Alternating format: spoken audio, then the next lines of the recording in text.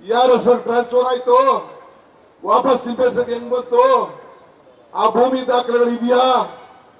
ಇಲ್ಲಿ 100 ಎಕರೆ ಇಲ್ಲಿ ತಮ್ದು, ತಮ್ಮ ಕುಟುಂಬದವ್ರು ಇಲ್ಲಿದೆ. ದೇವರ ಕುಂಬಳಗೊಡ್ತಾವು ಒಂದು 200-250 ಎಕರೆ ಇದೆ.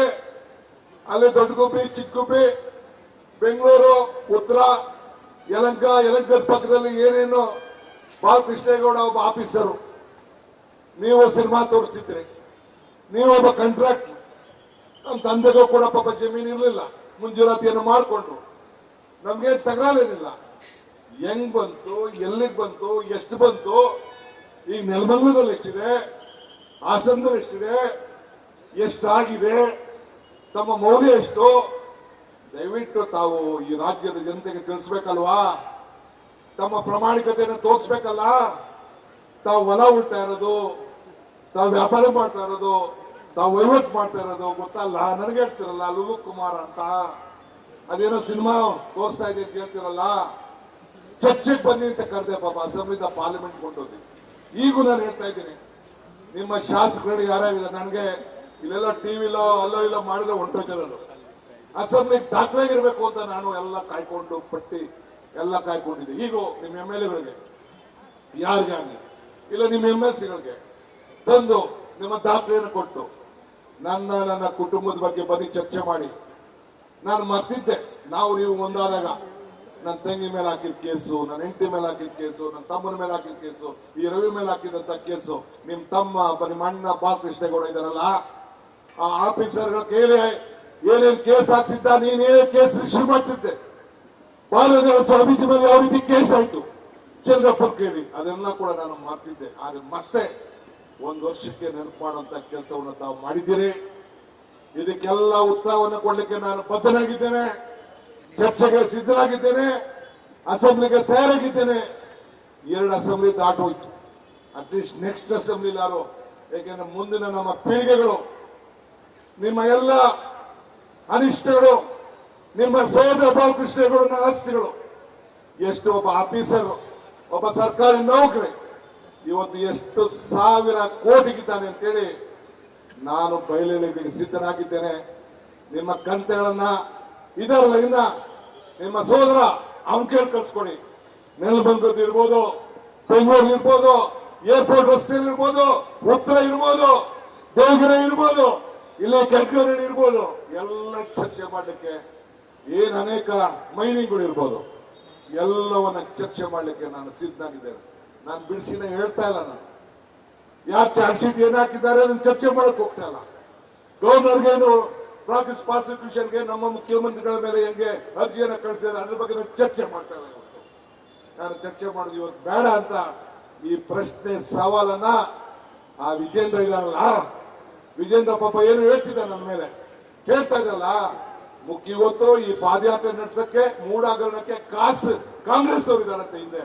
ಏ ವಿಜೇಂದ್ರ, ನಿನಗೆ ತಾಕತ್ತಿದ್ರೆ, ನಿನಗೆ ಧೈರ್ಯ ಇದ್ರೆ, ನಿನಗೆ ನಿಮ್ಮ ತಂದೆಗೆ ಧೈರ್ಯ ಇದ್ರೆ, ಅವನು ಯಾವ ಕಾಂಗ್ರೆಸ್ ಪಾರ್ಟಿಯವನು ನಿನ್ಗೆ ಕುಮ್ಮ ಕೊಟ್ಟ ಹೆಸರ ಹೇಳು, ನಾನು ನಿಂದನ್ನ ಬಿಚ್ಚಿ ಬಿಡ್ತಿರ್ತೇನೆ. ಇವತ್ತು ಇದೇ ಹೋಮ್ ಮಿನಿಸ್ಟ್ರು ಕಾಂಗ್ರೆಸ್ ಪಕ್ಷ ಕ್ಷಮಾಪಣೆ ಮಾಡಿದೆ, ತಿಳ್ಕೊಳ್ಬೇಕು. ನಾನು ಇದನ್ನ ಚರ್ಚೆ ಮಾಡೋಕೆ ನಾನು ಹೋಗುದಿಲ್ಲ. ಇಷ್ಟೇಳಿ ಈ ಹೋರಾಟಕ್ಕೆ ಇವತ್ತು ಬಿಡದೆ, ನಾಳೆ ರಾಮನಗರ, ನಾಳಿದ್ದು ಚನ್ನಪಟ್ಟಣ, ಆಚೆ ನಾಳಿದ್ದು ಮದ್ದೂರು, ಆಮೇಲೆ ಮಂಡ್ಯ, ಆಮೇಲೆ ಮೈಸೂರು. ಪ್ರತಿದಿನ ಈ ರೀತಿ ಪ್ರಶ್ನೆಗಳನ್ನ ನಾವು ಕೇಳ್ತೇವೆ. ನಾಳೆ ಒಂದು ಮುಖ್ಯಮಂತ್ರಿಗಳು ಬರ್ತಾರೆ ನಾಳೆಯಿಂದ. ಇವತ್ತು ನೀವು ಬೇಡ, ನೀವು ಜನ ಪರಿಹಾರವನ್ನ ಜನಕ್ಕೆ ಪಾಪ ಇವತ್ತು 1,25,000 ಕ್ಯೂಸಿಕ್ ನೀರು ಇವತ್ತು ತಮಿಳುನಾಡಿಗೆ ಹೋಗ್ತಾ ಇದೆ. ಹೇಳಿದಲ್ಲಪ್ಪ, ಒಂದೇ ದಿನದಲ್ಲಿ ಒಂದೇ ಗಂಟೆದಲ್ಲಿ ಮೇಘದ ಅಡ್ಡ ಅನುಮತಿ ಕೊಡ್ತೀನಿ ಅಂತ. ಯಾಕೆ ಕುಮಾರಣ್ಣ, ನಿನ್ನ ಬಜೆಟ್ ಅಲ್ಲಿ ಮಾತಾಡ್ಲಿಲ್ಲ, ನಿನ್ನ ಮಂತ್ರಿಗಳು ಯಾರು ಮಾತಾಡ್ಲಿಲ್ಲ. ಕೇಂದ್ರ ಸರ್ಕಾರ ಕರ್ನಾಟಕ ರಾಜ್ಯಕ್ಕೆ ಇವತ್ತು ಈ ಯೋಜನೆ, ಈ ಹೋರಾಟ ಕರ್ನಾಟಕ ರಾಜ್ಯಕ್ಕೆ ಏನು ಅನ್ಯಾಯ ಆಗಿದೆ, ನ್ಯಾಯವನ್ನು ಕೊಡಿಸ್ಲಿಕ್ಕೋಸ್ಕರ DK ಸುರೇಶ್ ಅವರು ನಮ್ಮ ಹಕ್ಕು, ನಮ್ಮ ತೆರಿಗೆ, ನಮ್ಮ ಹಕ್ಕು ಅಂತ ಹೋರಾಟವನ್ನು ಮಾಡಿದ್ರು. ಒಂದು ದೊಡ್ಡ ಷಡ್ಯಂತ್ರವನ್ನು ಮಾಡಿ ಸೋಲಿಸಿದ್ರೆ ಚಿಂತೆ ಇಲ್ಲ. ನನಗೆ ಭರವಸೆ ಇದೆ.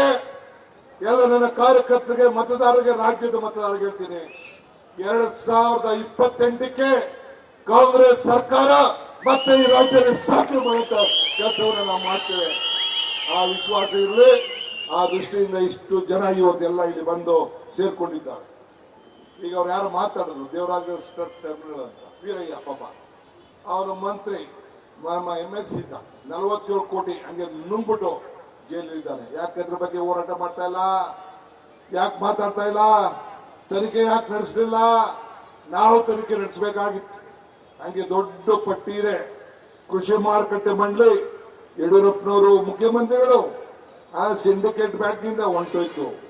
ಅಕ್ರಮವಾಗಿ 87 ಕೋಟಿ ಬೋಯಿಂಗ್ ನಿಗಮ ಯೆಸ್ ಬ್ಯಾಂಕ್ ಹೊಂಟೋಯ್ತು. ಬಸವರಾಜ ಬೊಮ್ಮಾಯಿ ಮುಖ್ಯಮಂತ್ರಿಗಳು ಇದನ್ನು ಹೇಳಿ ಕರ್ನಾಟಕ ಕರಕುಶಲ ಅಭಿವೃದ್ಧಿ ನಿಗಮ 2019ರಲ್ಲಿ SBI ಬ್ಯಾಂಕ್ ಹಂಗೆ ಫಿಕ್ಸೆಡ್ ಡಿಪಾಸಿಟ್ ಬೇರೆ ಕಡೆ ಹೊಂಟೋಯ್ತು.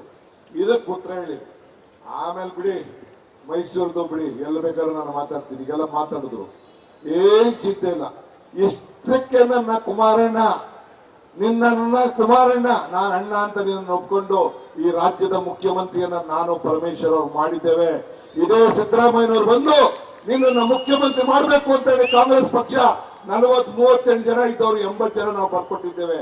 ಉಪಕಾರ ಸ್ಮರಣೆ ಇಟ್ಕೊಳ್ಬೇಕು, ಇದನ್ನ ಗಮನದಲ್ಲಿ ಇಟ್ಕೊಳ್ಬೇಕು ಅಂತ ಹೇಳಿ ಇನ್ನ ಎಲ್ಲ ಆಸ್ತಿಗಳು ಹೆಂಗ್ ಬಂತು, ಏನಾಯ್ತು, ಮೂಲ ಏನಾಯ್ತು, ಯಾರ್ದು ಜಮೀನು ಗ್ರಾಂಟ್ ಇದೆಯಾ, ಸರ್ಟಿಫಿಕೇಟ್ ಇದೆಯಾ ಇಲ್ವಾ, ಹೆಂಗಾಯ್ತು, ಯಾರು ಒತ್ತುವರಿ ಮಾಡ್ಕೊಂಡಿದ್ದಾರೆ, ಎಷ್ಟು ಒತ್ತುವರಿ ಮಾಡ್ಕೊಂಡಿದ್ದಾರೆ, ಗೌರ್ಮೆಂಟ್ ಜಮೀನು ಎಷ್ಟು ನುಂಗಿದ್ದಾರೆ, ಎಲ್ಲ ಕೂಡ ನೀನೇ ಬಿಚ್ಚಿ ಮಾತಾಡಬೇಕು ಅಂತ ಹೇಳಿ ತಮ್ಮನ್ನು ಪ್ರಾರ್ಥಿಸಿ ಈ ಹೋರಾಟಕ್ಕೆ ತಾವೆಲ್ಲ ಇಷ್ಟು ದೊಡ್ಡ ಸಂಖ್ಯೆಯಲ್ಲಿ ಬಂದಿದ್ದೀರಿ. ನಾಳೆ ಕೂಡ ಕಾರ್ಯಕ್ರಮ ನಡೀತದೆ.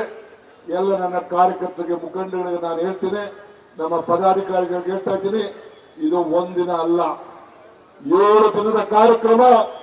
ಎಲ್ಲ ಕಾರ್ಯಕ್ರಮ ಕೂಡ ತಾವು ಹೆಜ್ಜೆ ಹಾಕಬೇಕು, ಬರಬೇಕು. ನಾವು ಪಾದಯಾತ್ರೆ ಮಾಡುವುದಿಲ್ಲ. ಈ ರೀತಿ ಸಭೆ ಮಾಡಿ ಪ್ರಶ್ನೆಗಳನ್ನು ಹೇಳ್ತೇವೆ. ಆ ಕಾರ್ಯಕ್ರಮ ಬಂದು ಯಶಸ್ವಿಯನ್ನು ಮಾಡಬೇಕು. ಈ ಭ್ರಷ್ಟ ಬಿಜೆಪಿ ವಿರುದ್ಧ ಹೋರಾಟವನ್ನು ಮಾಡಬೇಕು. ಬರೀ ಗದ್ದಲ, ಬರೀ ಹಿಟ್ ಅಂಡ್ ರನ್ನು. DVG ಒಂದ್ ಕಡೆ ಹೇಳ್ತಾರೆ, ನಾನು ಕುಮಾರಸ್ವಾಮಿಗೆ ಅಸೆಂಬ್ಲಿಲಿ ಹೇಳಿದ್ದೆ, ಏನ್ ಹೇಳಿದ್ದೆ ಗೊತ್ತಾ? ಎದ್ದೆದ್ದು ಬೀಳುತ್ತಿಹೆ, ಗುದ್ದಾಡಿ ಸೋಲುತ್ತಿಹೆ, ಗದ್ದಲವ ತುಂಬಿ ಪ್ರಸಿದ್ಧನಾಗುತ್ತಿಹೆ, ಜಗವೆಂದು ಹುದ್ದರಿಸುತ್ತಿ ಎನ್ನುತ್ತೀಯೆ ಸಕನೆ. ನಿನ್ನ ಹುದ್ದಾರ ಎಷ್ಟಾಯ್ತು ಮಂಕುತಿಮ್ಮ, ನಿನ್ನ ಹುದ್ದಾರ ಎಷ್ಟಾಯ್ತು ಮಂಕುತಿಮ್ಮ. ಹಂಗೆ ಅಶೋಕಣ್ಣ ನೀನು, ವಿಜೇಂದ್ರ ನೀನು, ಕುಮಾರಣ್ಣ ನೀನು, ಅಶ್ವತ್ಥಣ್ಣ ನೀನು, ಇದಕ್ಕೆ CT ರವಿ ನೀನು, ಇದಕ್ಕೆ ನಿನ್ನ ಪಾದಯಾತ್ರೆಯಲ್ಲಿ ಉತ್ತರ ಹೇಳಬೇಕು ಅಂತ ಹೇಳಿ ಒತ್ತಾಯಿಸಿ ನಾನು ಮಾತು